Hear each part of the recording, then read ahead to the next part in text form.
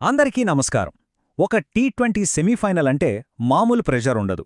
అలాంటి ఒక మ్యాచ్లో ఒక్క ఇన్నింగ్స్తో ఆట మొత్తం మారిపోవడం సాధ్యమేనా? అవును, సాధ్యమే. ఇండియా వర్సెస్ ఇంగ్లాండ్ మ్యాచ్లో సరిగ్గా అదే జరిగింది. మరి ఆ ఒక్క గేమ్ చేంజింగ్ ఇన్నింగ్స్ కదేంటో ఈ విశ్లేషణలో చూద్దాం. ఈ మాటలు వింటేనే అర్థమవుతుంది, ఇది పొగడత కాదు. సెమీఫైనల్ లాంటి హై ప్రెషర్ సిచ్యువేషన్లో చాలామంది పెద్ద పెద్ద ప్లేయర్స్ కూడా తడబడతారు. కాని సంజూ మాత్రం ఆ ఒత్తిడినే ఒక ఆయుధంగా మార్చుకున్నాడు. అతని ఆట వెనుక ఎంత కాన్ఫిడెన్స్ ఉందో ఈ ఒక్క మాట చాలు. అప్పుడు సీన్ ముంబైలోని వాంఖడే స్టేడియం.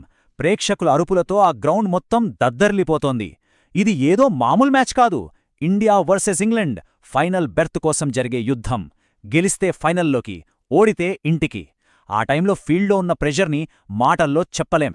సో అంత హై ప్రెషర్ మ్యాచ్లో ఇంగ్లాండ్ టాస్ గెలిచి ఫీల్డింగ్ తీసుకుంది.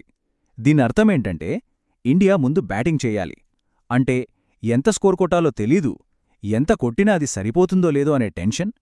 ఈ ఒక్క నిర్ణయంతోనే ఇండియన్ బ్యాటర్స్పై ప్రెషర్ అమాంతం పెరిగిపోయింది. ఇక మ్యాచ్ మొదలైంది. అందరూ ఒక మంచి స్టార్ట్ కోసం ఎదురుచూస్తున్నారు. కానీ ఇంగ్లాండ్ బౌలింగ్ చాలా పదునుగా ఉంది. మన టాప్ ఆర్డర్ తడబడింది. చూస్తున్న వాళ్లందరికీ ఆశలు ఆవిరైపోతున్నాయా అనిపించేలా ఇన్నింగ్స్ స్టార్టింగ్లోనే టీమిండియా కష్టాల్లో పడిపోయింది. Score 20 పరుగులకు 1 wicket. ఒక టీ20 సెమీఫైనల్లో ఇలాంటి స్టార్ట్ వస్తే అది నిజంగా ఒక పీడకలలాంటిదే. పవర్ ప్లేలో పరుగులు చేయాల్సిన టైంలో వికెట్ పడటం జట్టును చాలా వెనక్కి నెట్టేసింది. ఇక్కడ్నుంచి కోలుకోవడమంటే మాటలు కాదు. ఆ ప్రెషర్ని తట్టుకోలేక అభిషేక్ శర్మ ఒక పెద్ద షాట్ ఆడదామని చూశాడు. కానీ టైమింగ్ పూర్తిగా మిస్ అయింది. అంతే, కేవలం 9 పరుగులకే క్యాచ్ ఇచ్చి వెనుదిరిగాడు. ఇంగ్లాండు పక్కా ప్లాన్తో వేసిన వలలో చిక్కుకున్నాడు. దీంతో ఇండియా క్యాంపులో ఒక్కసారిగా సైలెన్స్.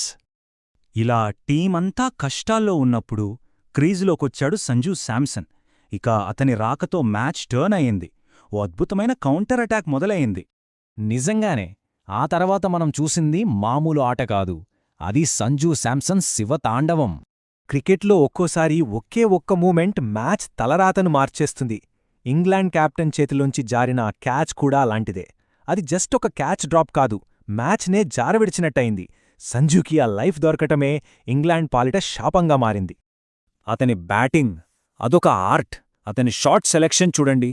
షార్ట్ బాల్ వేస్తే powerful pull shot, full ball పడితే క్లాసిక్ కవర్ డ్రైవ్, ఫీల్డర్లకు అందుకుండా స్లాగ్ స్వీప్లు. ఇక టెండూల్కర్ స్టాండ్లోకి కొట్టిన భారీ సిక్సర్తో అయితే స్టేడియం మొత్తం ఊగిపోయింది. గ్రౌండ్లో అన్ని వైపులా బౌండరీలు బాదుతూ ఇంగ్లాండ్ బౌలర్లను పూర్తిగా నిస్సహాయులుగా మార్చేశాడు. జస్టు 26 బంతుల్లో 50 పరుగులు. ఇది కేవలం ఒక ఫాస్ట్ 50 కాదు. కష్టాల్లో ఉన్న జట్టును ఒంటి చేత్తో పైకి లేపిన ఇన్నింగ్స్ ఇది. అతను ప్రతి బంతిని బాదుతుంటే ప్రెషర్ మొత్తం ఇంగ్లాండ్ మీదకు షిఫ్ట్ అయిపోయింది. శాంసన్ దెబ్బకి ఇంగ్లాండ్ బౌలర్లకు ఏం చెయ్యాలో కూడా అర్థం కాలేదు. అతనికి ఎక్కడ బౌలింగ్ వెయ్యాలో తెలియక తలలు పట్టుకున్నారు. అతని డామినేషన్ ఆ రేంజ్లో ఉంది. మాటలతో చెప్పడం కన్నా అతని ప్రభావం ఏంటో నంబర్సే క్లియర్గా చూపిస్తాయి. ఒక్క ప్లేయర్ ఒక మ్యాచ్ మీద ఎంత పెద్ద ఇంపాక్ట్ చూపించగలడో ఇప్పుడు ఆ లెక్కలే చూద్దాం. ఈ తేడా చూస్తే చాలు అతని ఇంపాక్ట్ ఏంటో అర్థమైపోతుంది. చూడండి, సంజూ బ్యాటింగ్ చేయడానికొచ్చినప్పుడు స్కోరు జస్ట్ 20-1. టీమేమో పీకల్లోతు కష్టాల్లో ఉంది. అదే అతను అవుటే వెళ్లేసరికి స్కోర్ 160-3. అంటే ఒక రకంగా చెప్పాలంటే కష్టాల్లో ఉన్న టీంని ఒంటి చేతో గట్టెక్కించాడు. ఈ మొత్తం మార్పుకు కారణం ఒకే ఒక్కడు, సంజూ శాంసన్.